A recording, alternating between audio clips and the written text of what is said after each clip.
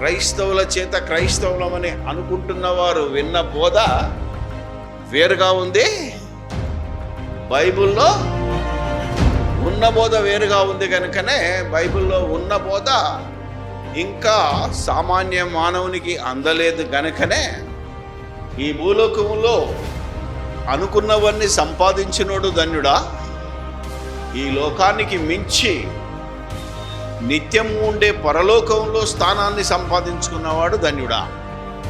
ఇది మన ముందున్న ప్రాముఖ్యమైన అంశం.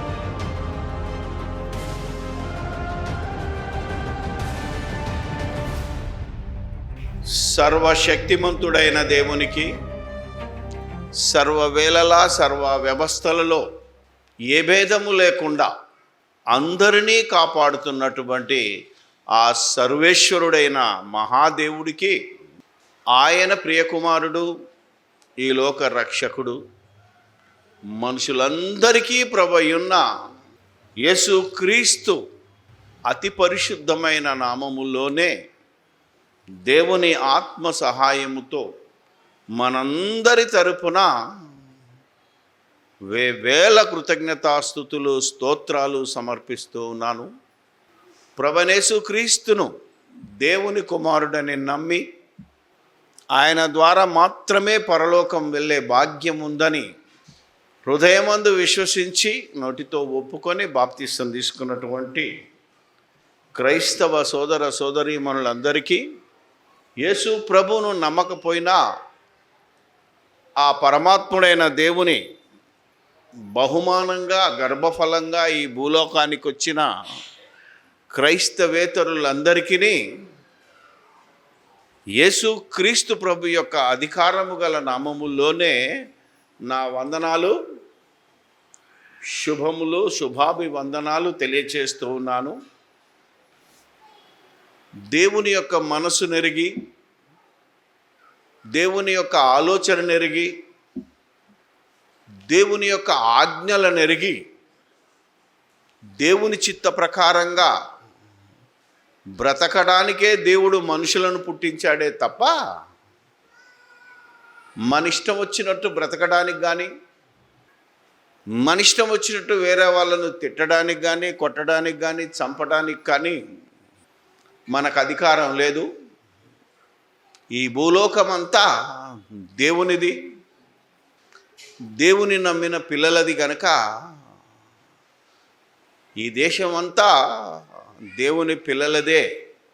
అందరూ దేవుడు పుట్టించిన వారే గనక అందరికీ దేవుడిచ్చినటువంటి మహా ఆజ్ఞలను మనము ప్రతిదినము ప్రతి క్షణము పాటించి దేవుడు తన దగ్గరికి ఏ విధమైన మార్గంలో రమ్మన్నాడో ఆ మార్గంలోనే వెళితే మనం ఎలాంటి ధన్యులమో, మనం ఎలాంటి జీవిత పరమార్థాన్ని సాధించిన వాళ్ళమో కొద్దిసేపు మనం నేర్చుకుందాం. విని గ్రహించి దాని ప్రకారంగా ప్రవర్తిస్తారో ఇంకా దుష్టత్వమును కప్పిపరుచుకుంటూ విర్రవీగుతూ దేవుని ఎదిరిస్తారో మీకే వదిలేసి దేవుని వాక్యంలోనికి వెళ్దాం. ఈరోజు మన ముందున్న అతి ప్రాముఖ్యమైనది ఎవరు ధన్యులు. ధన్యులు అనగానే మనకు గుర్తొచ్చేదేంటి? అమ్మయ్యా, ఈ రోజుతో నా జీవితం ధన్యమైపోయింది అంటావు కదా. అంటే ఏమన్నట్టు? నేను అనుకున్నట్టు ఇల్లు కట్టాను అనుకున్నవాడు ఏమవుతాడు? నేను నా జీవితంలో ధన్యుడిని అంటాడు.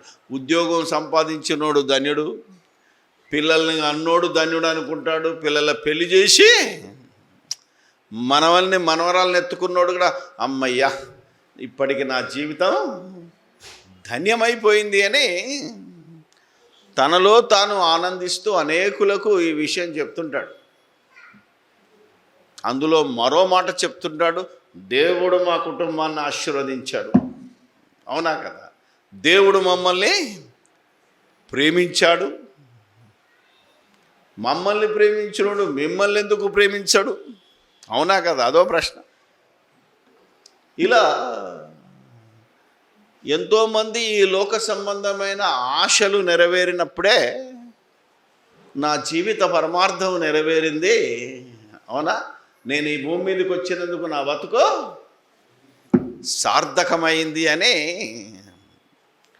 మనలో మనం ప్రతివాడు తృప్తి పొందడం అనేది సర్వ సాధారణమైనది. కానీ ఇవి సాధించినోడు ధన్యుడా, ఈ భూలోకములో అనుకున్నవన్నీ సంపాదించినోడు ధన్యుడా, ఈ లోకానికి మించి నిత్యం ఉండే పరలోకంలో స్థానాన్ని సంపాదించుకున్నవాడు ధన్యుడా?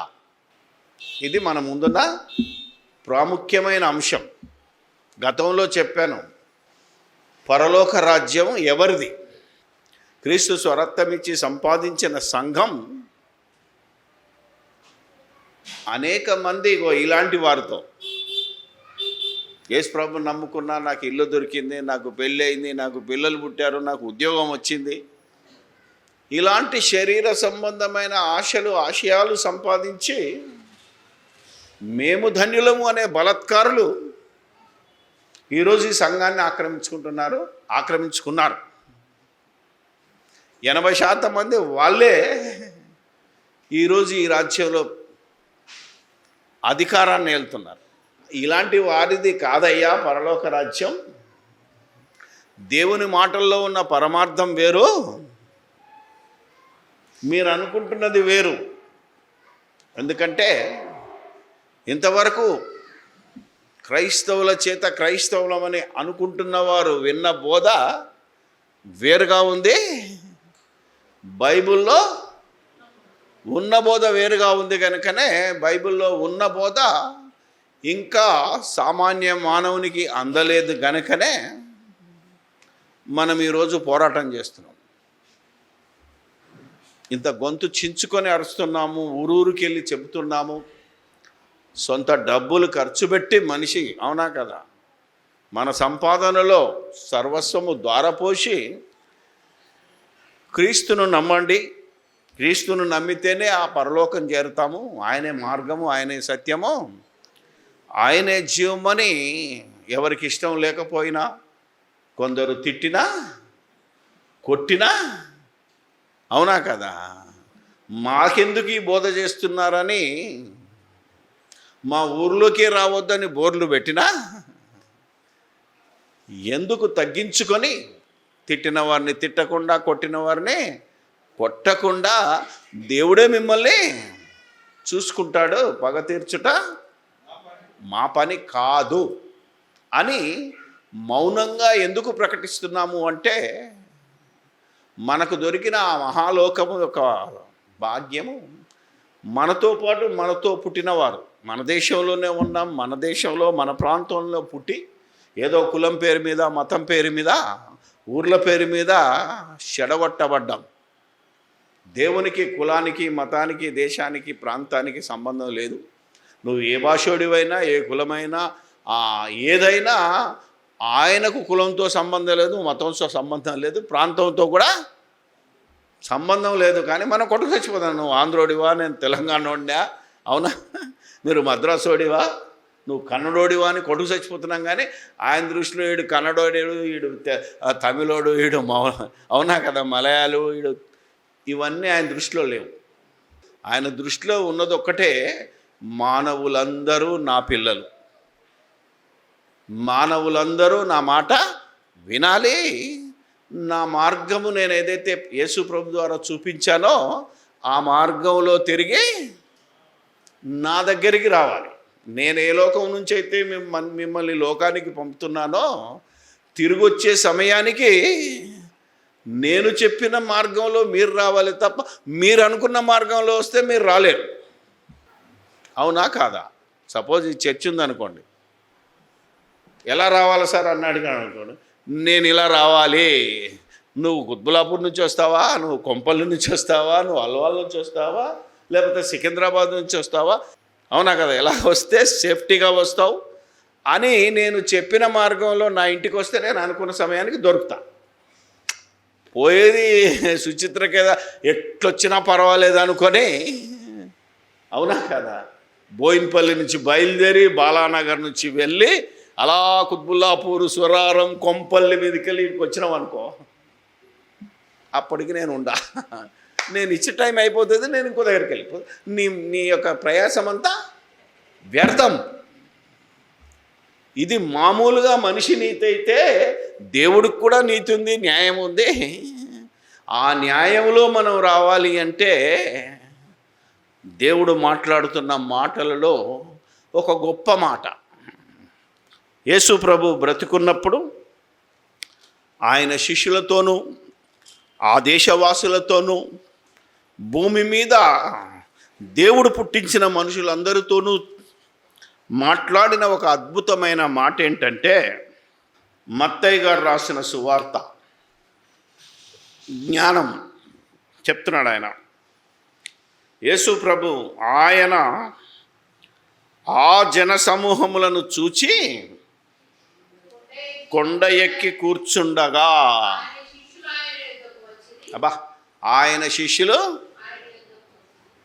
కొండెందుకు ఎక్కాడంటే ఒక పెద్ద కథ చెప్పొద్దు, మళ్ళా దాని మీద ఒక చరిత్ర ఉంటుంది. నేను అదంతా ఏమనను.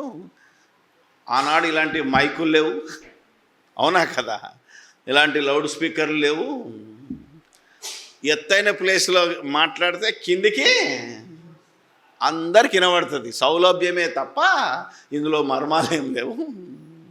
సో అందరికీ వినటానికి కొండ దగ్గరికి తీసుకెళ్ళి పైన కూర్చుంటే కిందికి తొందరగా వినబడుతుంది. ఈ మాట పైకి పోవడం కంటే డౌన్లో స్పీడ్గా వినబడుతుంది. కాబట్టి అందరూ వినడానికి కొండెక్కాడు. బా, అవునా? ఇప్పుడు మాట్లాడుతున్నాడు స్వామి. బా, ఆత్మ విషయంలో దీనులైన వారు, ఆత్మ విషయమై, అంతేనా కదా? కరెక్ట్గా కొమ్ము దీర్ఘం అన్నీ చూస్తే ఆత్మ విషయమై దీనులైన వారు ధన్యులు. బా, పరలోక రాజ్యము. దుఃఖపడువారు ధన్యులు, వారు ఓదార్చబడుదురు. సాత్వికులు ధన్యులు. బా, ఇంకా చాలా ఉన్నాయి.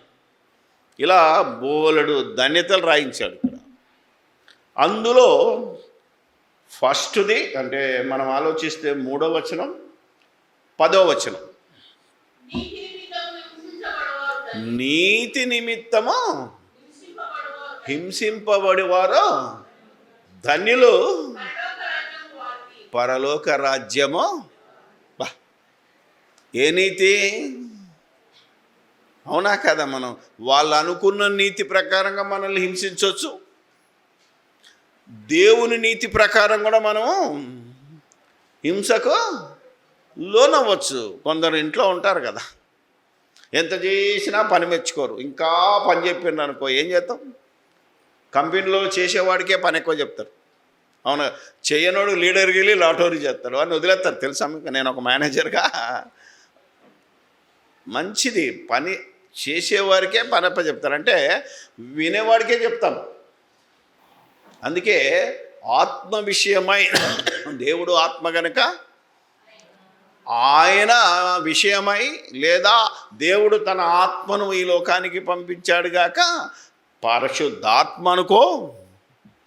ఆ దేవుని ఆత్మలో ఒక భాగమే నువ్వు గనుక నువ్వు ఆత్మీయంగా దీనుడవై, అంటే దీనుడంటే తన్ను తాను తగ్గించుకున్నవాడు. యేసుప్రభు చెప్పాడు, గుర్తుందిగా మీకు, నేను సాత్వికుడను దీన మనస్సు కలవాడను అన్నాడంటే ఎదుటి మనిషి యొక్క పరిస్థితిని అర్థం చేసుకునే మనస్సు. అవునా కదా? ఏ పరిస్థితిలో వాళ్ళు అలా మాట్లాడుతున్నారు అనేది కొందరు మాత్రమే ఆలోచిస్తారు తప్ప 90% సమాజం నన్ను అంటావా, నీ అంతు చూస్తా బిడ్డ అంటాడు.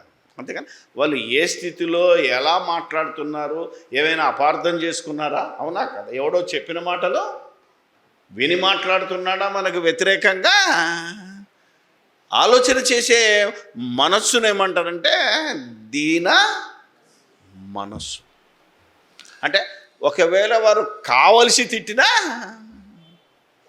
తెలియక తిట్టాడులే, అవునా కదా, అనుకొని నోరు మూసుకున్నవాడు బలహీనుడు కాదు, శాతగానుడు అంతకంటే కాదు. ఎవడయ్యా అంటే దీన మనసు కలిగినవాడు. ఇలాంటి దీనత్వము కలిగిన వారిదే పరలోక సంఘం లేదా క్రైస్తవ్యం, క్రీస్తు రాజ్యం. అంతేకాని ఎవరిదంతే తందాంపా, ఎవడని తిట్టాడా తిడదాంపా, ఎవడన్నా మన కులపోని ఏమని అన్నాడంటే కులపోళ్ళందరూ తందాంపా, అవునా కదా. ఇలాంటి మనస్తత్వము చాలామందికి ఉంది, ఇక్కడికి వచ్చినోడు కూడా ఉంది. వాడు దీన మనసు కలిగిన వాడు కాడు. సాత్వికుడు అంటే తన్ను తాను తగ్గించుకున్నవాడు. వాడు భూలోకాన్ని అంటే నీవేనా మొత్తం భూములన్నీ నీగావు. లోకం అంటే మట్టి కాదు మనుషులోయ్ అన్నాడు. అంటే నీ బ్రతుకులో నీకు ఎంతమంది మనుషులు ఎదురవుతారో వాళ్ళందరి హృదయాలలో నువ్వు స్థానం సంపాదించుకుంటావు. ఇలాంటి మంచి మనస్సుతో అనేకులను ప్రేమించగలిగితే ఆ దీన మనసుతో యేసుక్రీస్తు ప్రభువు బ్రతికాడు కనుక ఈరోజు ప్రపంచంలో 400 కోట్ల మంది హృదయాలలో స్థానాన్ని సంపాదించుకున్నాడు. ఈ భూమి కాదు, దేశం అంటే మట్టి కాదు, దేశం అంటే మనుషులు. కాబట్టి మనుషుల హృదయాలలో నువ్వు స్థానం సంపాదించుకుంటా అంటే నువ్వు బతికినా సచ్చినా పలానాయన నిజంగా దేవుడు లాంటి వాడు బాబు, ఆయనకు చేతులెత్తి దండం పెట్టవచ్చు. ఒకవేళ పలానాయన కొడుకును నువ్వు చెప్పుకున్నావు అనుకో, చెట్టు పేరు చెప్పి కాయలు అమ్ముకునే జాతి ఒకటి ఉంటుంది. అబ్బా ఫలానాయన కొడుకవా, నేను ఆయన చాలా దేవుడు రా బాబు. అలా సాత్వికుడై ఆత్మ విషయమై దీనుడైన వాడు ధన్యుడు. ఇప్పుడు అర్థమైందా? ఒక్కొక్క మాట ఇది మతబోధ కాదు. యేసుక్రీస్తు ఏదో క్రైస్తవ మతాన్ని బోధించాడు. ఈరోజు ప్రపంచంలో చాలామందికి అర్థం కావట్లేదు. మీరు క్రైస్తవ మతం పుచ్చుకున్నారంటున్నాడు. ఎవడు మతం పుచ్చుకున్నాడు కాదు, మతం మారినోడు కాదు. అర్థం కాక వ్యర్థంగా మాట్లాడుతున్నారు. అందుకని పరలోకానికి వెళ్ళే ఏకైక మార్గం చాలాసార్లు చెప్పాను మీకు. ఇప్పుడు హైదరాబాద్కు రావాలనుకో ఎన్ని ఉంటాయి మార్గాలు. ఇప్పుడు దీనికి రావడానికి బోలెడు మార్గాలు ఉన్నాయి, ఒప్పుకుంటాం మనం. అందరు చెప్పేది ఇదే ఉదాహరణ. కానీ పైనున్న పరలోకం పోవాలంటే ఎన్ని మార్గాలు ఉన్నాయి? చుట్టూ తిరిగేదేమన్నా ఉందా? పైకి పోవాలంటే ఒకటే మార్గం, స్ట్రైట్ వే, అంతేగా వన్ వే. అది కూడా వన్ వే, పోతే రాలేవు మళ్ళీ. ఆలోచన చేయాలి మనం. అందుకనే పరలోక రాజ్యము వారిది అని అంటే ఇక్కడ సభ్యత్వం కలిగినోడు చక్కగా పైకి పోతాడు. ఇది దాని అర్థం. ఇప్పుడు ఆత్మ విషయమై దీనులైన వారు. ఒకప్పుడు ఇశ్రాయేలు జనాంగానికి దావీదు ఒక మాట చెప్పాడు. ఏమనంటే ఈ దైవ గ్రంథం కీర్తనల గ్రంథంలో ఉంటుంది కదా, ఏమని ఉంటుంది? మొదటి వచనంలో ఏముంటుంది?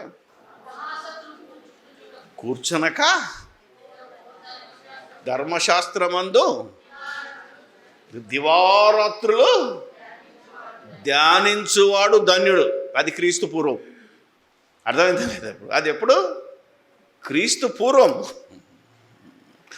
ఇశ్రాయేలు దేశంలోనూ ప్రపంచంలో అప్పటికి యేసు ప్రభు బోధ విన్న వాళ్ళ ఉన్నది దావీదు పరిపాలించిన దేశం. దావీదు అనేటైన మహారాజు, 40 సంవత్సరాలు పరిపాలించిన మహారాజు. ఆయన తన దేశంలో ఉన్న వాళ్ళందరికీ ఒక ఆజ్ఞ ఇచ్చాడేమంటే ఈ యొక్క గ్రంథాన్ని పొద్దున దివారాత్రులు ధ్యానించిన వాడే ధన్యుడు, వాడి మీదనే దేవుని కృప ఉంటుంది. అందుకని ఈరోజు కూడా అక్కడే ఉన్న క్రైస్తవులు కూడా చదువుకొని ఇట్లా అని దండం పెట్టుకుంటారు కదా. ఎప్పుడు కూడా చదువుకుంటారు అంతే. రాత్రి పగలు బైబిల్ చదువుకొని తలకడగడ పెట్టుకుంటారు. ఏమ్మా అప్పుడు చదువుకోమన్నాడు, ఇప్పుడేమన్నాడో తెలుసా? ప్రకటన గ్రంథం 22వ అధ్యాయం 6వ వచనం.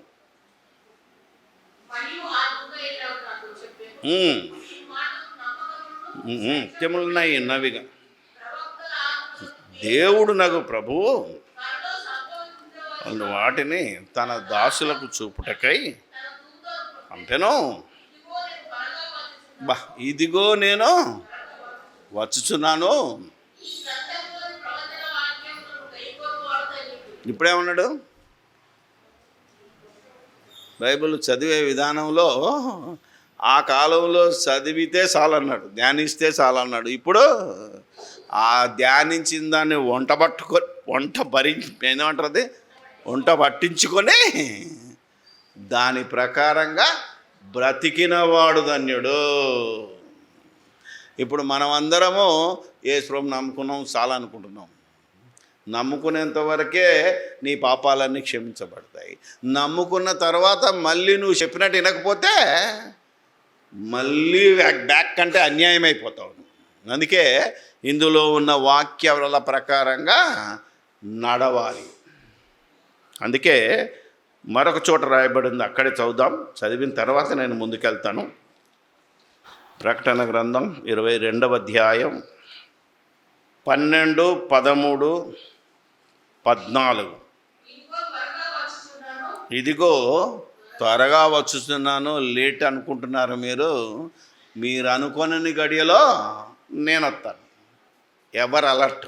ఇదిగో నేను త్వరగా వచ్చుచున్నాను. 24/7 అలర్ట్. వాని క్రియల చొప్పున నీ బతుకులో నువ్వు ఎలా బతికావు? నువ్వు పాస్టర్వా, రెవరెండువా, బైబిల్ కాలేజీ డైరెక్టర్వా, నువ్వెవడివైనా, ఇది క్రైస్తవుడికైనా, ఏతరుడు క్రీస్తును నమ్మనోడికైనా వాని పనులు, నమ్మకంతో పాటు ఏముండాలి? పని. వాని క్రియల చొప్పున జీతము నా యొద్ద ఉన్నది. ఎవరి యొద్ద ఉన్నది? యేసుప్రభు దగ్గర ఉన్నది. నేను మీకు జీతం తీసుకొస్తున్నాను. ఏం జీతం? నువ్వు ఎలా పని చేశావో, నువ్వు దేవుని పని కోసం ఎంత ఖర్చు చేశావో దానికి డబల్ నేను తీసుకొస్తా. ఎక్కడుంది అది? గీడ ఈ ఇల్లు కట్టుకొని నా అంత మునగాళ్ళే నేను గలలేపినాం అనుకో. ఒరే నాయన, ఇది 50 ఏళ్ళు అయితే కూలిపోద్ది. నిత్యము యుగ యుగాలు జీవించే మరొక గృహం ఉంది నీకు, అది నీ జీతం. దానికోసం పనిచేయి. దీన్ని కట్టడమే నా జీవిత పరమార్థానికి. అమ్మయ్య, ఇంత బిల్డింగ్ కట్టాను, నేను సచ్చినా పర్లేదు, నా పిల్లలకు కావలసినంత ఆస్తే సంపాదించాను, నా జీవితం ధన్యమైందనుకు తృప్తిపడు. ఇది వేస్ట్. నీకంటే మంచి ఇండ్లున్నోడు ఉన్నాడు, అవునా కదా? ఉన్న స్థితిని చూసుకొని ఏమంటుంది? ఉబ్బిపోతారు అంటారు కదా, ఉప్పొంగిపోవడం అంటారు.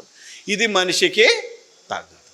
అందుకే ఆత్మ విషయమై దీనులైన వారు ధన్యులు, అట్టి వారిదే ఈ పరలోక రాజ్యం. అలాంటి వాళ్ళే ఇక్కడికి రావాలి. ఇంకా మనకు చాలామందికి ఏమనిపిస్తుంది? నా ఇష్టం వచ్చినప్పుడు వస్తానులే. ఇక్కడ బతికేది 60-70 ఏళ్ళు అయితే అక్కడ బ్రతికేది యుగ యుగాలు, లేదా కాలేది కూడా నరకంలో యుగ యుగాలు. అది ఊహించుకొని, అది ఆలోచించుకొని, దానిలో ఉన్న ఆనందాన్ని రుచి చూస్తూ ఈ భూలోకంలో ఆత్మ విషయమై దీనులైన వారు ధన్యులు, పరలోక రాజ్యము.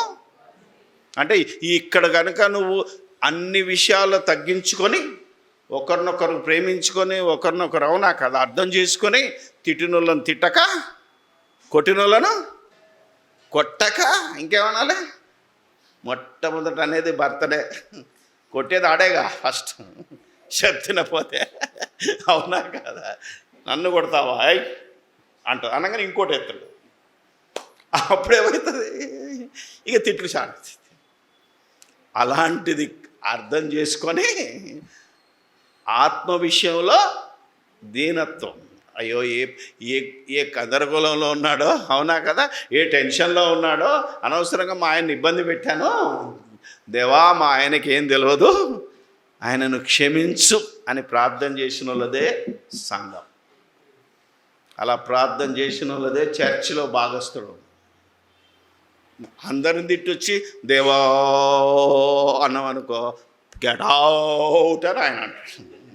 అర్థమైందా? ఇది దేవుని నీతి, ఇది దేవుని రాజ్యాన్ని బెతకడం అంట. ఉదాహరణ, ఇప్పటికీ తిట్టేటోళ్ళు ఉన్నారమ్మా. నువ్వు అనుకుంటున్నావు కొట్టేటోడు ఉన్నాడు, సిగరెట్తో కాల్చేటోడు ఉన్నాడు భార్య అని. అలాంటి షాడిస్టులు కూడా ఉన్నారు, అందుకే వదిలేస్తున్నారు చాలామంది. ఇది పద్ధతి కాదు, ఇది న్యాయం కాదు. పురుషుడికైనా న్యాయం కాదు, స్త్రీకైనా న్యాయం కాదు.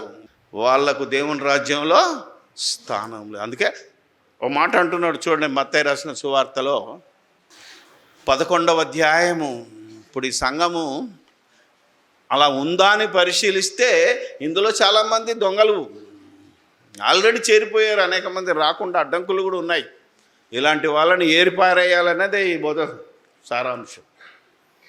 ఒక దొంగోడు ఇందులో ఉండడానికి బయట వాళ్ళే ఉంటారు, ఆడే దొంగ, అలా పాస్టర్ కూడా దొంగ, నేనెందుకు వెళ్ళాలంటున్నారు ఈరోజు, అవునా కదా. అందుకని ముందు ఈ లోళ్ళు బయటికి వెళ్ళిపోవాలి. ఎలాంటి వాళ్ళట? 11వ అధ్యాయము 11వ వచనం నుండి చదువుదాం. స్త్రీలు కనిన వారిలో బాప్తిసం ఇచ్చి యోహాను కంటే అని మీతో చెప్పుచున్నాను, జములో అల్పుడైన వాడు యోహాను కంటే గొప్పోడు. బాప్తిసమిచ్చు ఇప్పుడు కాదు, ఇది యేసు ప్రభు బతికున్న కాలములోనే జరుగుతుంది. ఇప్పుడు ఏంటట? ఇప్పటి వరకు పరలోక రాజ్యము బలత్కారులతో పట్టబడుచున్నది. బలత్కారులు దానిని ఆక్రమించుకుంటున్నారు. ఇంతకీ ఎవడి బలత్కారుడు? అన్నీ చక్కగా ఉన్నోనికి అసలు సంఘంలో పాస్టర్ కూడా దేకట్లేదు. క్యాష్ ఎవడిస్తే ఆడే ప్రెసిడెంటు, అవునా కదా. ఎవడు డొనేషన్ ఎక్కువ ఇస్తే ఆడే సెక్రటరీ. మరి యాడికెళ్ళి సంపాదించినాడు? బిజినెస్, అవునా కదమ్మా. కాంట్రాక్టులు చేసి వచ్చిన మోసంతో వచ్చిన డబ్బు తీసుకొచ్చి ఇక్కడ ఇవ్వగానే అబ్బో ఈయన చాలా భక్తుడు దా, ఆడెప్పుడు మారుతాడు ఇంకా, అవునా కదా. పైస మీద ఆశ ఉన్నాడు ఎవడన్నా మారుతాడా? ధనాపేక్ష సమస్త కీడులకు మూలము. దానిని ఆశించి కొందరు తమ్మును తామే పొడుచుకొని చచ్చిపోయారంట. చాలామంది ఈ రోజుల్లో మనం చూస్తే ఈ కాంట్రాక్టర్లు, రాజకీయ నాయకులు, మంత్రులు మోసాలు చేసినప్పుడు ఏం చేస్తున్నారు? పట్టుబడతారనే బాధతో పిస్తోలు పట్టి కాల్చుకుంటున్నారు, ఊరేసుకొని చచ్చిపోతున్నారు. అబద్ధాలు ఎంతకాలం దాస్తాం? అంటే నాకు తెలిసి మొత్తం 4 రాష్ట్రాలు తిరిగాను కదా, 50% ఇద్దరు భార్యలు ఉన్నారు దుర్మార్గులు. వాళ్ళే సంఘ పెద్దలు, వాళ్ళే పాస్టర్లు. They are not allowed. వీళ్ళని ముందు బయటికి పంపించాలి సంఘంలో నుంచి. ఒకవేళ అధికారికంగా లేకపోతే అనధికారికంగా ఉన్న వాళ్ళని వీళ్ళు బలత్కారులు, వీళ్ళు దేవుని రాజ్యానికి పనికిరాడు. వీడు పరలోక రాజ్యానికి వారసుడు కాడు. మోసం చేసేవాడు ఉన్నాడు, మోసపరిచేవాడు ఉన్నాడు. డబ్బు కోసం నానా గడ్డి. ఎవరికి చెడ్డ పేరు? వీళ్ళంతా బలత్కారులు. అర్థమైందా లేదా? బలత్కారులు దీన్ని బలవంతంగా ఆక్రమించుకుంటున్నారు. ఇలాంటి దుర్మార్గులందరూ మళ్ళా దేవుని రాజ్యానికి వచ్చి నేను సంఘము, నాది సంఘము, పాట ఇవ్వకపోతే పంచాయతీ, ముందు సీటు ఇవ్వకపోతే పంచాయతీ. ఇలాంటి బలత్కారులకు ఈ దేవుని రాజ్యంలో, ఈ సంఘములో స్థానము లేదు. అలాంటివి ఉంటే ఈ రోజు నుంచి అయినా మానుకొని ఈ రాజ్యము నాది అని చెప్పాలి అంటే ఆత్మలో దీనత్వం. ముందు ఫస్ట్ పాయింట్ ఏంటంటే నిన్ను నువ్వు తగ్గించుకోవాలి. 2, ఆజ్ఞ అతిక్రమించకూడదు. అంటే దేవుడు చెప్పిన మార్గంలో నడవాలి. అప్పుడే ఇందులోకి సభ్యత్వం ఉంటుంది. ఇక్కడున్నాడు అక్కడికి పోవడం గ్యారంటీ. అందుకు చెప్తున్నాడు, ఒకే ఒక్క మాటలో మనం గంట కాదు 2 గంటలు చెప్పుకోవచ్చు. కానీ మనకున్న ఈ సమయాన్ని బట్టి జాగ్రత్తగా కనుక మనం ఆలోచించగలిగితే ఇలా ఎన్నో మాటలు చెప్పగలం. ధన్యులు ఏమ్మా పాత నిబంధనలతో వందల రెఫరెన్స్ ఉంటాయి. యెహోవా దేవుడుగా కలిగిన జనులు ధన్యులు భాగ్యవంతులని ఉంటుంది. ఎందుకట భాగ్యం ఎక్కడుంది తెలుసా మీకు? మనమైతే 100 గజాలు ఉంటే నా అంత మునగాళ్ళు ఏంటంటే, ఎందుకంటే 100 గజాలంటే ఏమ్మా. కానీ దేవుడు ఎవడు కొనలేనటువంటి, నువ్వు ఇక్కడ కోట్లు పెట్టినా కొనలేటువంటి పరలోకం ఇస్తున్నాడంటే నువ్వెంత ధనవంతుడివి. భాగ్యవంతులు అంటారు కదా, నువ్వెంత ధనవంతుడివి. ఎన్ని పైసలు ఇచ్చినా నీకు పిల్లలు పుడతారా? దేవుడు అనుకుంటేనే బిడ్డలు పుడతారు. కోట్లు ఖర్చు పెట్టినా కోటీశ్వర్లు కూడా పిల్లలు లేరు. రిక్షా దొక్కటానికి 4 ఉంటారు. ఆడు భాగ్యవంతుడు, ఆశీర్వదింపబడినవాడు. అందుకే ఏమన్నట్టు బ్లెస్డ్, ధన్యులు అనే పదానికి ఇంగ్లీష్లోకి వెళ్తే ఆశీర్వదింపబడిన వారు అని ఉంటుంది. అలా దేవుని చేత ఆశీర్వదింపబడిన వారే ఈ పరలోక రాజ్యానికి వారసులు, హక్కుదారులు. ఏ ఒక్క మాట తప్పిపోయినా నీకు ఇందులో అడుగుపెట్టడానికే హక్కు లేదు. కానీ బలత్కారులందరూ ఇందులోనే ఉన్నారు. నాయకులంతా బలత్కారులే, అవునా కదా? లోక సంబంధంగా మనల్ని ఎక్కడెక్కడ తిప్పుతున్నారో లోక సంబంధమైన ఆశల కోసమే యేసుప్రభు దగ్గర రండి అని చెప్పే ప్రతివాడు బలత్కారి. ఎందుకంటే అక్కడ రాసి పెట్టాను, చర్చిలోకి వచ్చినప్పుడు ఫస్ట్ చదువుకోవాలి. అది ఎదురుగా మీరు ఒకసారి ఉంది, చదవండి. ఏమనుంది? ఈ జీవిత కాలములో దొరికే వాటి కోసమే. అంటే యేసుప్రభు దగ్గరికి వస్తే రోగం బాగా అయింది, యేసుప్రభు దగ్గరికి వస్తే పిల్లలు పుడతారు, యేసుప్రభు దగ్గరికి వస్తే ఇల్లు కట్టుకోవచ్చు. ఏమ్మా, ఇలాంటి వాటి కోసం ఇందులోకి వచ్చావనుకో, నమ్మనోని కంటే ఇలా నమ్మి ఇక్కడికి వచ్చినాడే దౌర్భాగ్యం. మరి ఏం దొరుకుతుంది? ఈడికి వస్తే ఈడ దొరికి ఈడ నువ్వు నమ్మినా నమ్మకపోయినా నీకు రోగం బాగైద్ది.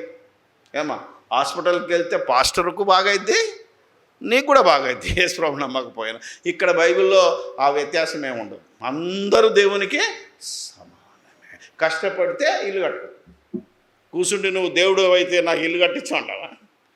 పైసేసి సంపాదించి ఏమ్మా చిట్టీలు కడతావో, లోన్ తీసుకుంటావో, అవునా, దివారాత్రులు డ్యూటీలు చేస్తావో, డబ్బు సంపాదించి ఇల్లు కట్టుకో. అది దేవుడిచ్చే ఆశీర్వాదం. పుణ్యానికి ఏమన్నా, ఈ పుణ్యానికి వచ్చి ఏదో విదేశాల నుంచి డబ్బు వచ్చిన దుర్మార్గులే ఈ బోధ చేస్తున్నారు తప్ప, కష్టపడ్డోనికి కష్టం విలువ తెలుస్తుంది. అదే అన్నాడు, ఎవడు చెమట ఓడుస్తాడో వాడు ధన్యుడు. మొట్టమొదట ఆదాముకే చెప్పాడు. ఏమనంటే అందరికీ తండ్రి ఆయన క్రైస్తవుడు కాదు, హిందూ కాదు, ముస్లిం కాదు, ఎవడు కాదు, ఆదాము. ఆయనకే ఒక ఆజ్ఞ ఇచ్చాడు దేవుడు. ఒకసారి చూడండి, ఆదికాండము 3వ అధ్యాయము 17 నుంచి చదువుదాం. దేవుడు ఆదాముతో విని, వృక్షఫలములు తింటివి గనుక ఏమైందట? నేలను శపించాడు దేవుడు. నేల శపించబడి ఉన్నది, గచ్చ పొదలను ఏమన్నాడండి? ముళ్ళ తుప్పలు. చూస్తారా, రోడ్డు మీద పోతుంటే మనం ఏమంటాం దాన్ని? కొన్ని ప్రాంతాల్లో సర్కారు తుమ్ము అంటారు, ఇంకేదో తుమ్ము అంటారు. నువ్వు నీళ్ళు ఒలకపోయినా మొలుతుంది. ఏ ఊర్లో చూసినా ఆ ముండ్ల తుప్పలు లేని ఊరుందా? నువ్వు పొలం దున్నాలంటే దాన్ని తీసేయాలి కదా, ఏమంటారు? మొట్లు అంటారు మన భాషలో. అది పెట్టి తీస్తే కానీ నువ్వు పొలం చేసుకోలేవు. అదేవాడన్నా వేసి పెంచిండా? మన మానవుడు చేస్తున్న తప్పుకు దేవుడు ఆ రోజు ఈ నేలను శపించి, నువ్వు మంచిగా నువ్వు చెట్టు పెట్టి నీళ్ళు పోసినా మొలవదు మన ఇంటికాడ. ఏది మొలుతుంది? ముండ్ల తుప్ప, గచ్చ పొదలు. అవి మొలిపించింది ఎందుకంటే మనిషి చేసిన తప్పు. మనిషి ఇప్పటికీ చేస్తున్న తప్పు వలన నేల సారం పోతుంది. ప్రతిరోజు రోజుకు ఏమ్మా మన ఊళ్ళో ఉన్నప్పుడు ఏడాదికి 2 పంటలు పండేది కదా నా చిన్నప్పుడు. ఇప్పుడు ఏడాదికి 4 తీస్తున్నాడు. అబ్బా మేము బాగా పండిస్తున్నాం అనుకుంటున్నాడు. కానీ ఈ ఏమంటారంటే ఫెర్టిలైజర్స్ అంటారు, వాటిని ఏమనాలి, యూరియాలు వేసి మొత్తం భూమి పాడైపోయింది. ఆంధ్రాలో చూస్తే మంచి వరి పొలాలన్నీ ఏమైపోయినాయి అంటే చేపల చెరువు వేసి డబ్బుల కోసం రొయ్యల చెరువులు వేసి మొత్తం ఊరంతా చేపల చెరువులే, రోడ్డు తప్ప నీకేది కనబడదు. ఇప్పుడు చూశాను నేను, పోతే వాళ్ళందరూ వాటర్ క్యాన్లు కొనుక్కొని తాగుతున్నారు. ఎందుకో బావిలో ఎక్కడ దొవినా కెమికల్ వాటర్ అయిపోయింది, తాగడానికి పనికిరాదు. ఏ నుయ్యి దొవ్వినా అవే నీళ్ళు వస్తున్నాయి. ఎందుకంటే భూమి సారం తగ్గిపోతుంటుంది కదా, ఇక్కడికి ఉప్పు దిగిపోతుంది, లేకపోతే ఈ విషయాలన్నీ దిగిపోయేసరికి నీళ్లు తాగలేని పరిస్థితి. వండాలన్నా క్యాన్ వాటరే, తాగాలన్నా భూమి సారం ఎంత దెబ్బతింటుంది. ఎవడు ఆలోచించట్లేదు. టెంపరీగా నేను ధనవంతుడైతే చాలు, రాబోయే పిల్లలు ఏమైతే నాకేంది. ఎంత భయంకరంగా పరిస్థితి మారిపోయిందంటే నువ్వు చేసిన తప్పే, నువ్వు చేసిన పాపమే నిన్ను వెంటాడుతుంది. అదే చెప్పాడు ఆయన, ముళ్ళ పొదలను గచ్చ పొదలను మొలిపిస్తుంది. చదివి ఇంకాను శపించబడి ఉన్నది ప్రయాసముతోనే నీవు బ్రతుకు దినములన్నీ దాని పంట తిందువో, అది ముండ్ల తుప్పలను గచ్చ పొదలను నీకు మొలిపించును, పొలములోని పంట తిందువు. నీవు నేలకు తిరిగి చేరు వరకు ఏమండి ఏం తింటావు? చెమటోడ్చినోడే బువ్వ తినాలే, లేకపోతే బువ్వ తినలేవు నువ్వు, తెలుసా? అక్కడ పనే కాదు, ఇక్కడ కూడా చెమటోడ్చకపోతే బువ్వ తినలేవు. ఏమొస్తుంది నీకు? షుగర్ వస్తుంది. అవునా కదా?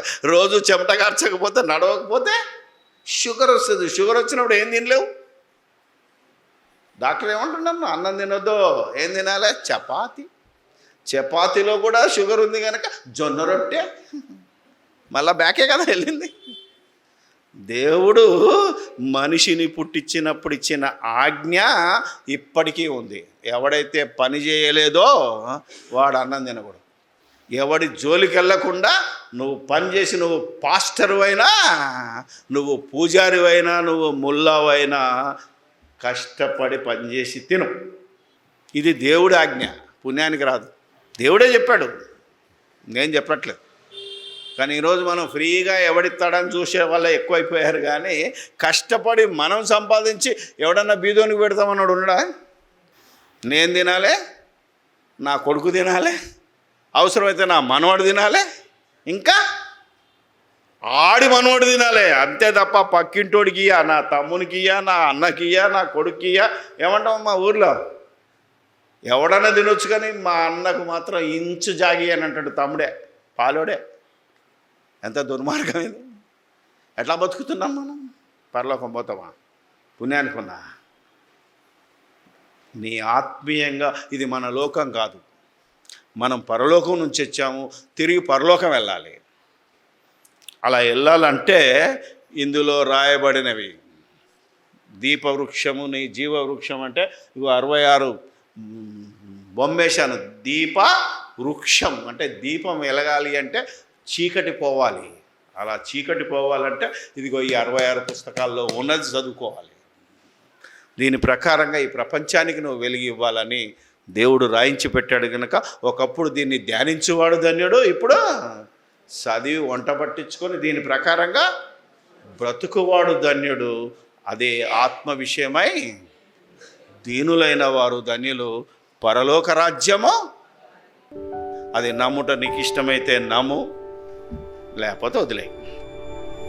ప్రార్థించు. పరిశుద్ధుడవైన మా తండ్రి, పరలోకమందును భూమి మీద మనుషులలో అందరిగా ఉన్న దైవమా నీకు స్తోత్రాలు చెల్లిస్తున్నాం. మా దేహమే నీ ఆలయమని, నువ్వు మాలో ఉండగా, మేమై ఉండగా ఎక్కడెక్కడో ఉన్నాడని మేము